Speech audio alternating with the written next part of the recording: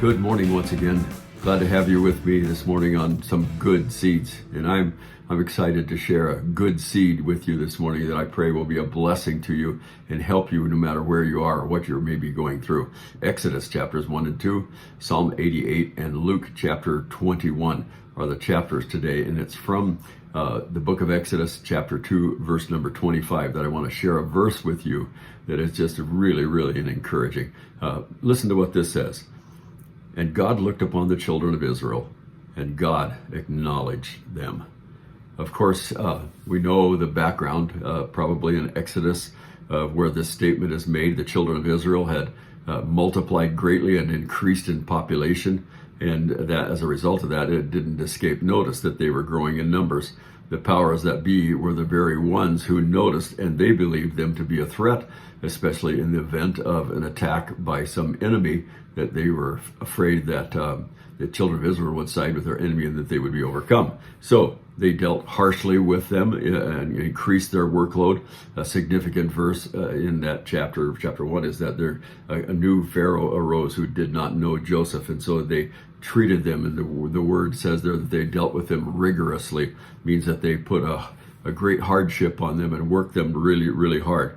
And so in order to prevent them from increasing in number, they commanded the midwives to kill all the male children and leave the female children alive.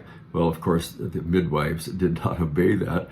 They gave the excuse that Israelite women were hardier than the Egyptian women, and they gave birth so fast that they didn't get there in time. And so they were unable to perform the command that the Pharaoh had given them. So we know all about that. Enter Moses.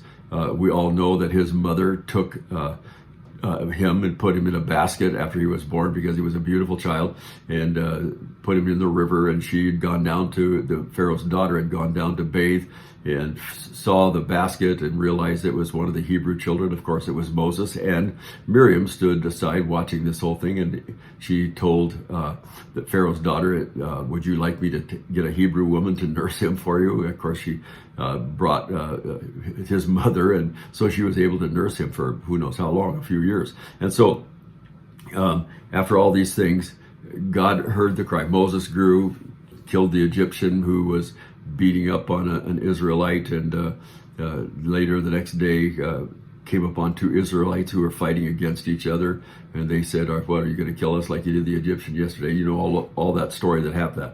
But God, and this is the encouraging thing to me today, but God, He sees, He acknowledges us and our situation, our circumstances, and He is moving on our behalf.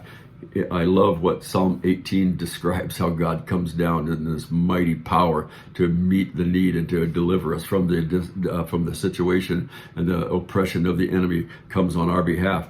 And this word here, acknowledges, is filled with just a boatload of hope and anticipation. We may not see it initially, but wait, dear ones, because there is help and healing on the way. Don't be weary in well-doing, Paul says. God knows where you are and what you're going through.